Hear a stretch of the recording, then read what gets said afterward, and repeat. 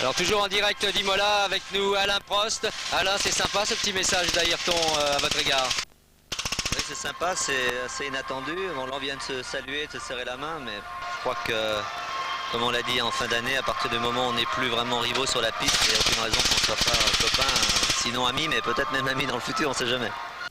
Alors votre réflexion sur ce qui s'est passé, là, vous qui vous êtes toujours battu, pour vous mais aussi pour tous vos confrères pilotes en ce qui concerne la sécurité, votre analyse là de ce que vous avez vu, de ce qui s'est passé, qu'est-ce qu'on peut dire?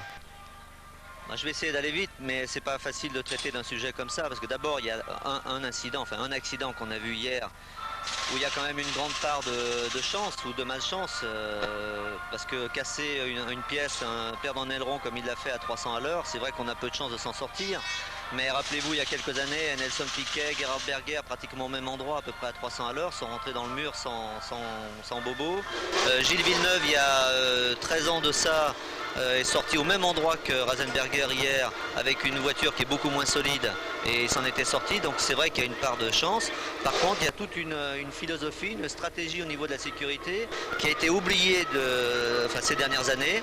Il y a beaucoup de responsables. Dans l'accident d'hier, moi j'ai une question à poser, je me la pose.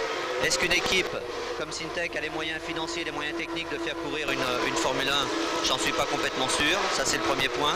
Une responsabilité de la part des pouvoirs sportifs, parce que il n'y a quand même que le business qui compte en ce moment en Formule 1. Il y a très peu de place qui est fait au sport, c'est vraiment un intérêt financier énorme. Les organisateurs de Grand Prix ont beaucoup de mal à organiser sur le plan financier parce qu'on leur en demande beaucoup, donc ils ont beaucoup de mal aussi à faire des travaux sur leur circuit. Il y a une responsabilité des pilotes parce que quand j'étais en activité, très souvent on a fait des réunions pour remonter cette association des pilotes, et le seul dialogue qu'on a eu au niveau de la sécurité, c'est quand le président Balestre était là, mais les pilotes n'ont pas de responsabilité car ils ne voulaient plus ces dernières années. Tout ça c'est un climat général qui fait qu'on laisse un petit peu aller les choses, et on a trop pensé que les voitures étaient solides. Moi, comme je vous l'ai dit depuis 2-3 ans, c'est des miracles. Les accidents qu'il y a eu l'année dernière, l'accident de Fittipaldi, de Patrese il y a 2 ans, ce sont des miracles et bien entendu ça n'arrive pas toujours. Il faut aussi penser, moi j'y crois beaucoup à la loi des séries, il faut faire très attention et être très vigilant. Alain, merci pour ce point qui est intéressant. Maintenant la course reprend ses droits. Vous avez été le dernier vainqueur au volant d'une Ferrari. Alors qu'est-ce que ça représente ici de piloter une Ferrari sur un circuit italien comme Imola ou Monza? De toute façon, quand on pilote une Ferrari partout dans le monde, c'est certainement avec la seule équipe où vous voyez des supporters partout dans le monde. Maintenant, à Imola ou Monza, c'est un instant un peu magique. C'est vrai qu'à l'époque, surtout en 90, ma voiture était compétitive et je luttais vraiment pour les premières places. Là, c'est un peu plus difficile, mais c'est une écurie qui laisse toujours beaucoup d'espoir. J'espère qu'ils vont faire un bon résultat ici, c'est important pour la Formule 1. Voilà, et je vous propose maintenant de regarder justement l'histoire de ces pilotes qui courent pour Ferrari avec toute la pression et tout ce qui se passe quand on court pour Ferrari en Italie. Les tifosi sont toujours présents en nombre à Imola dans l'espoir de voir briller les Ferrari, même si l'assistance est en baisse ces dernières années. Il faut remonter à 1983 pour voir une Ferrari l'emporter, la 126 C2 à moteur turbo de Patrick Tambay. Le pilote français se souvient encore de ce triomphe en osmose avec le public. La situation ambientale, comme aurait dit le commandateur Ferrari, il y a une préparation particulière généralement pour Imola et pour Monza de la part de l'écurie. Il y a une sorte de frénésie un petit peu collective. Il y a peut-être des ondes magnétiques positives qui émanent du public, de la foule. Et toutes ces ondes sont un petit peu porteuses. On devient tifoso au berceau. Le virus se transmet de père en fils. Pour cette course à domicile, les espoirs des tifosi dans la Mecque de l'autodrome Dino et Enzo Ferrari sont énormes. C'est la tradition qui veut ça. Je me souviens de M. Ferrari qui a toujours préparé quelque chose de nouveau pour ici, pour Imola, un moteur plus vite pour les essais ou pour la course quelquefois. Beaucoup d'essais. La botte secrète cette année, c'est le moteur V12 expérimental dénommé 043, surpuissant dans le dos de Gerhard Berger pendant les qualifications. Un petit plus bienvenu.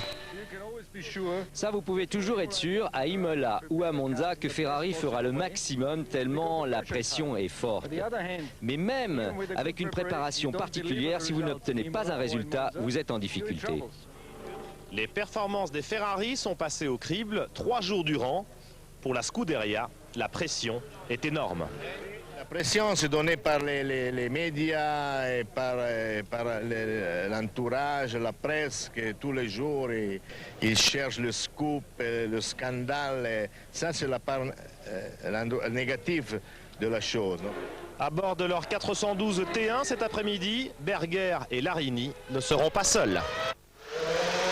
Ils ne seront pas seuls ici à Imola avec les 100 000 tifosi, mais aussi bien sûr des concurrents sur la piste, comme les Williams-Renault. Frank Williams à côté de nous. Franck, je voudrais vous interroger sur une question d'actualité. Il s'agit de l'avenir de l'écurie Ligier. Alors on dit que vous êtes partenaire, que vous êtes associé à Philippe Streiff, à Gérard Larousse pour ce projet de reprise française. Ça c'est tout à fait vrai et j'espère énormément qu'une décision favorable nous arrivera dans la semaine prochaine pour le maintenir l'écurie vraiment française. Quel est votre rapport personnel dans cette association? Williams et nous sommes prêts à acheter un certain pourcentage et donner le maximum de notre secours du point de vue de technologie. Ok, merci beaucoup Frank Williams. Avec nous également Philippe Streiff. Alors Philippe, c'est la dernière ligne droite, dit-on, pour la reprise de Ligier. Ça fait longtemps qu'on dit ça, ça fait des semaines, des mois qu'on attend. Quelle est votre opinion à ce sujet? Tout à fait. Nous attendons avec Frank Williams et Gérard Larousse une réponse des 3 sponsors principaux et du fournisseur Renault, fournisseur de moteurs au moins pour 94, qu'il doit intervenir, nous l'espérons, cette semaine, la semaine prochaine, ce qui nous permettrait d'attaquer Monaco dans de meilleures conditions, surtout pour l'écurie Ligier. On espère que cette écurie restera en France parce que ça serait dommage de perdre un tel potentiel. On sait que l'autre candidat repreneur, c'est Flavio Briatore, le patron de l'écurie Benetton de Formule 1. Tout ça est un petit peu en toile de fond aussi ici à Imola, dans ce Grand Prix, où il est également question du règlement 94. A-t-il répondu aux besoins jusqu'à présent lors des 2 premiers Grands Prix? Yves Géniès a mené l'enquête dans le paddock. La Formule 1, c'est la catégorie reine du sport automobile, en perpétuelle évolution. Qu'ils soient responsables d'écurie ou pilotes, ils sont sans cesse à la recherche de la performance maximum. Associé à l'aspect sportif, il ne faut pas négliger le spectacle offert par ce grand cirque. Pour en augmenter la qualité, les règlements sont loin d'être figés. D'un côté, les écuries développent de nouvelles technologies, de l'autre, les organisateurs veillent à la qualité du spectacle. Toujours plus, encore plus, la Formule 1, c'est un astucieux mélange de performance et de stratégie. Pour en tirer la quintessence, les organisateurs n'ont pas hésité cette année à revoir une fois de plus leur copie et de bouleverser la hiérarchie passée. 1994 se veut l'année décisive. Nouveau règlement qui privilégie le rôle du pilote. Sont bannis l'ABS, l'antipatinage et l'accélérateur électronique. Cette année, c'est aussi le grand retour des ravitaillements en essence, interdit fin 83 pour raison de sécurité. Le but du jeu, privilégier le spectacle et relancer l'intérêt des courses. Depuis le Grand Prix du Brésil, une soixantaine de ravitaillements durant l'épreuve ont été effectués sans rencontrer le moindre problème. Pourtant, le risque est bien présent, car une F1 lancée dans les stands, envahie de mécaniciens, peut se transformer rapidement en un véritable jeu de quilles. Je crois que c'est excessivement dangereux pour tout le monde. On a beau dire qu'il n'y a pas eu d'accident, mais il peut y en avoir un. Et je trouve que les mécaniciens de Formule 1 sont très courageux. Moi, je serais à leur place, Je refuserais de jouer les toréadors. Moi, je pense que c'est bien pour le spectacle. Je pense que quand quelqu'un regarde la télévision, il ne sait jamais comment il va finir. Mais ça fait partie d'une mission spectacle peut-être qui ne m'appartient pas de juger. Enfin, du côté de la sécurité, il ne semble pas qu'il y ait de gros problèmes. Maintenant, c'est une course du début jusqu'au fin avec l'addition de l'incertitude. Qu'est-ce qui va s'arriver dans les box? Est-ce qu'un roue sera bloqué, quelque chose comme ça? Mais on verra parce que c'est très tôt dans la saison. Côté technologie, 1994 semblait annoncer une certaine frustration des ingénieurs. Pourtant, dernière affaire en date, Ferrari avoue avoir testé au Japon, lors des essais libres, un système de contrôle de motricité. La parade à l'antipatinage est donc trouvée. La magie des ingénieurs, associée au miracle de l'informatique, a prouvé les limites d'interprétation du règlement. Ça n'a rien changé aux résultats sportifs. Et puis, au moment où on a dit on a des doutes, on vous a pris d'enlever ça, ils ont enlevé tout de suite. Ce qui veut dire qu'en fait, au niveau des règlements actuels, on n'a pas moyen de vérifier. Non, ce que je crois, c'est que faire un règlement, c'est bien, mais il faut pouvoir être sûr de pouvoir le vérifier. Et actuellement, il y a une atmosphère qui n'est pas très agréable dans la mesure où plusieurs équipes sont suspectées d'utiliser de l'électronique théoriquement interdite.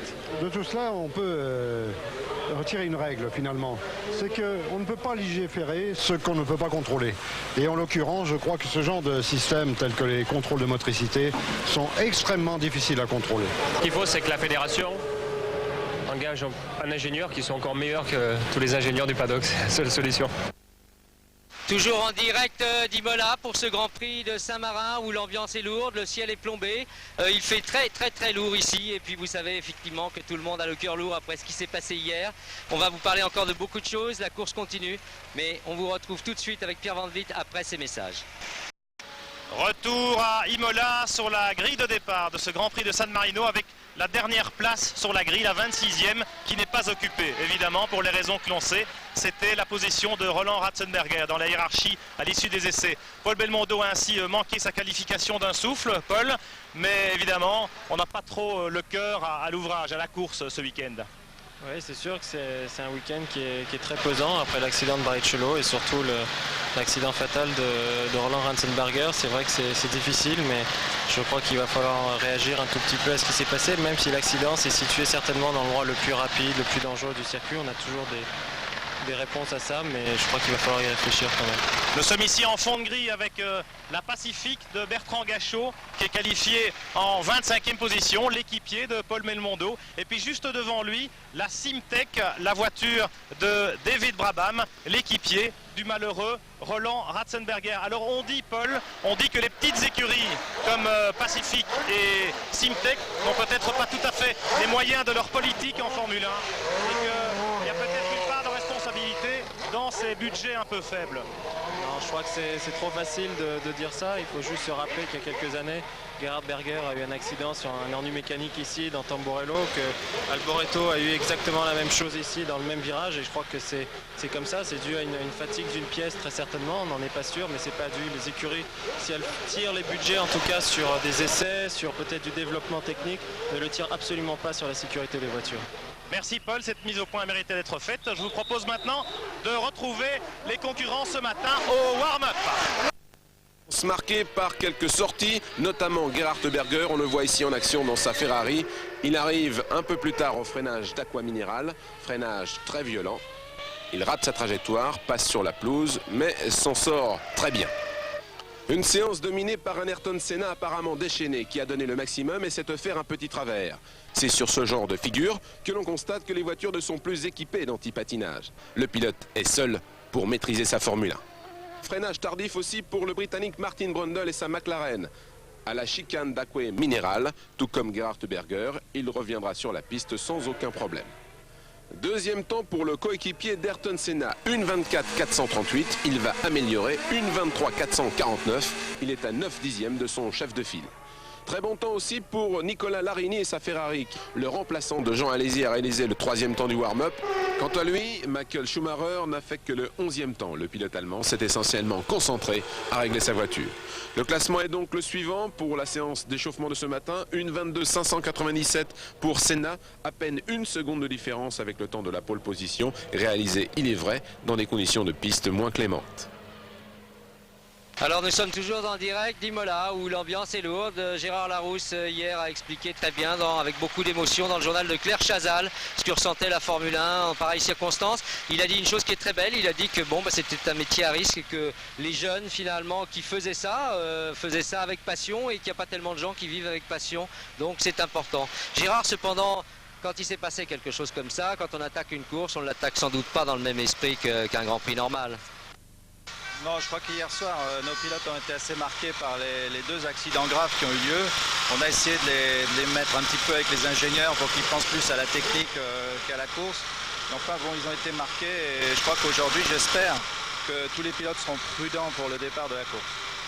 Alors revenons toujours à la course, vous nous avez émerveillé à Aida au Japon parce que Eric Comas a fait un très bon temps dans une séance d'essai, il avait fait le 3e temps, des très bonnes vitesses de pointe et puis bon ça a un peu cafouillé pour les réglages, ça a été un petit peu moins bien mais vous avez quand même marqué un point. Ici sur un circuit comme ce circuit d'Imola qui est un des plus rapides de 120 de moyenne, rappelons-le, qu'est-ce qu'une écurie comme la vôtre peut espérer?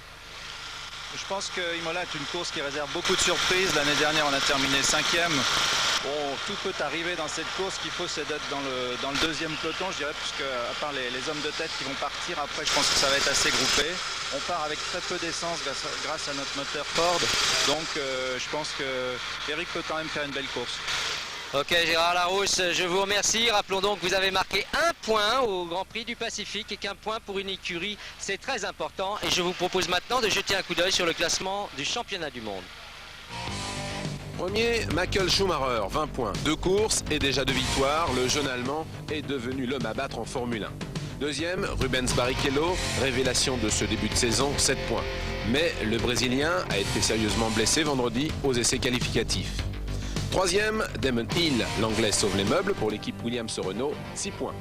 Troisième ex-aequo, Gerhard Berger avec sa 2e place au Grand Prix du Pacifique. Le pilote Ferrari renoue enfin avec le podium, 6 points pour lui aussi. Cinquième, Jean Alesi, 3e au Brésil, forfait au Japon et à Imola. Avec 4 points, le Français ne conservera sans doute pas cette place bien longtemps. 6e avec 3 points, Christian Fittipaldi, encore un Brésilien dans les points. Ils sont 2 en 7e position, Ukyo Katayama, le japonais, et Hans-Harald Frentzen, l'allemand. 2 points pour chaque pilote. 9e ex-aequo, Karl Wendinger, Eric Comas avec 1 point, il ferme la marche.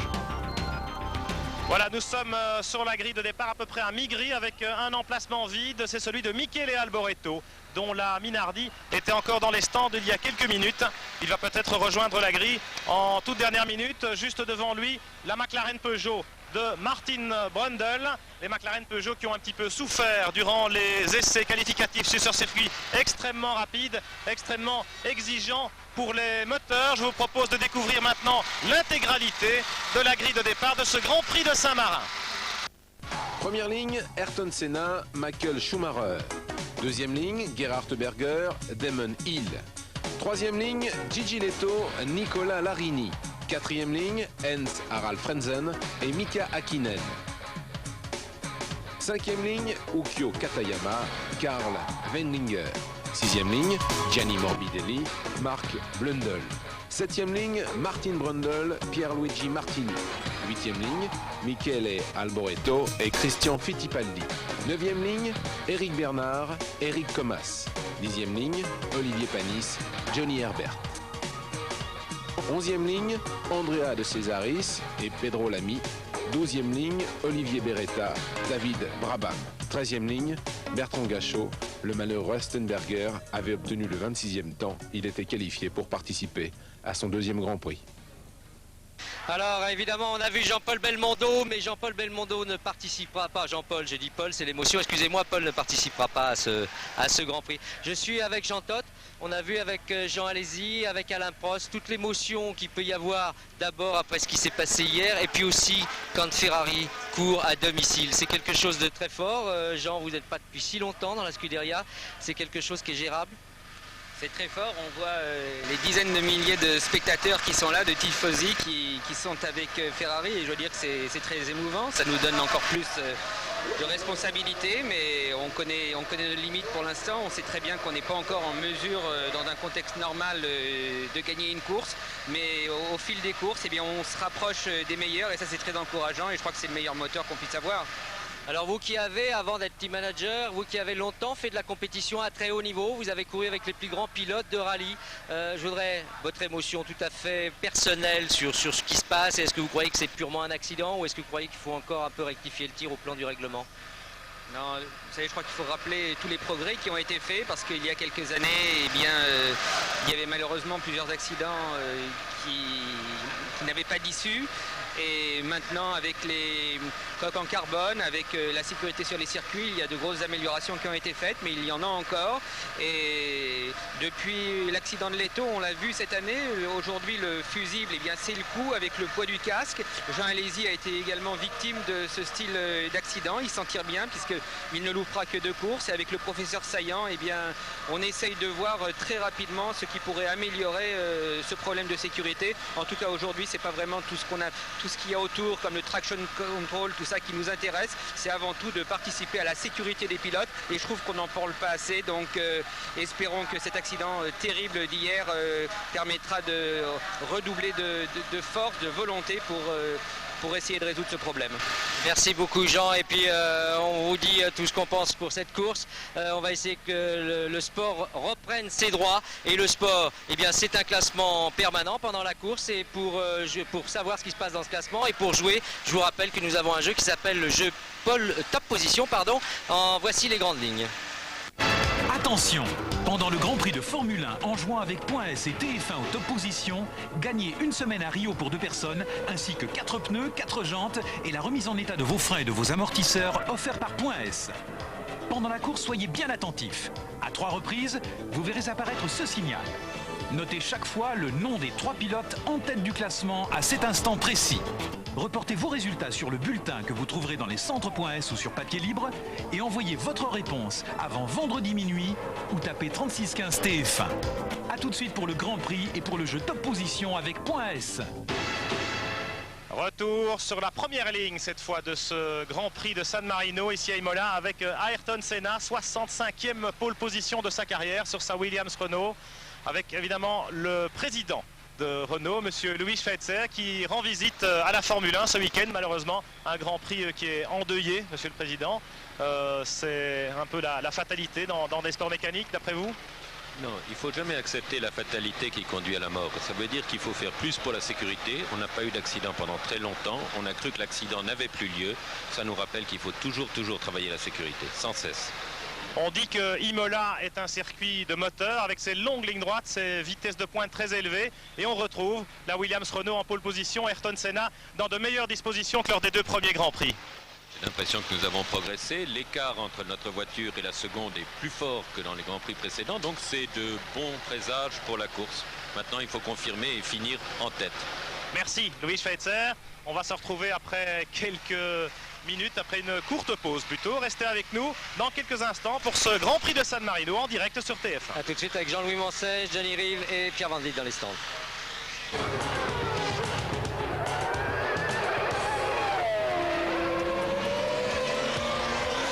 Sur les circuits comme sur la route, Renault, on gagne à être différent.